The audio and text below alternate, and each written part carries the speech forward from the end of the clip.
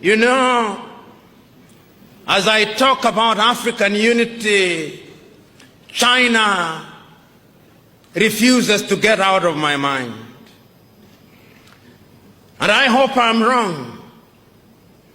But the Chinese know that we are disunited. And they know that in our disunited state we can be manipulated. And they are in the process of manipulating us. So today, there is not a single African country in which the Chinese have not built a stadium. They think we love stadia. There is not a single African country in which they are not building some roads. The Chinese are capable of delivering three types of qualities of the things they do. Quality number one, they take to the United States of America and Europe. Quality number two, they take to their fellow Asian countries, including India. Quality number three, which is at the very bottom, they dump in Africa, and the Africans consume them gleefully.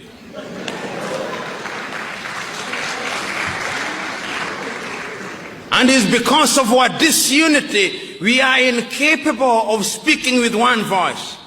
You know, many times when I look at Ghana, the Ghanaian president, whom I respect, is invited to Beijing to negotiate with Beijing, as indeed the Kenyan president would be, and the Burundi president, to negotiate with Beijing on a bilateral basis. And when they invite African leaders, they humor them, complete with guards of honor and 21 gun salutes, so that they think that they are equal. But the Ghanaian economy's GDP is possibly 1/3 of the GDP of the city of Beijing. The Burundian economy is only $2 billion United States dollars, which is the same amount that an American professional boxer earns in 1 year. The economy of Benin is smaller than Coca-Cola's advertising budget for 1 year.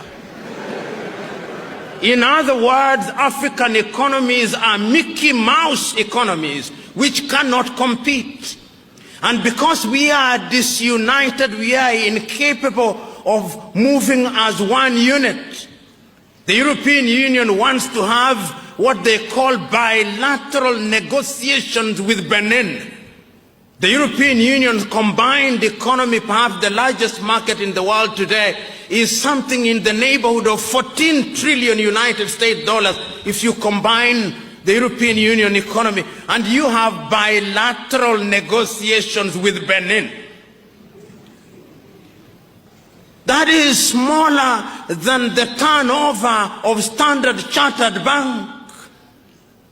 In other words, the president of Standard Chartered Bank could very well be the one negotiating with the president of Benin, if we were to be realistic. But that is because we are disunited. And I'm submitting to us that the only antidote to that is our unity. I know, as I said yesterday, that there are already efforts to move Africa in the direction of unity at the economic front, but the suspicions in Africa are too great. The African politician is perhaps, with due respect to them, Africa's curse.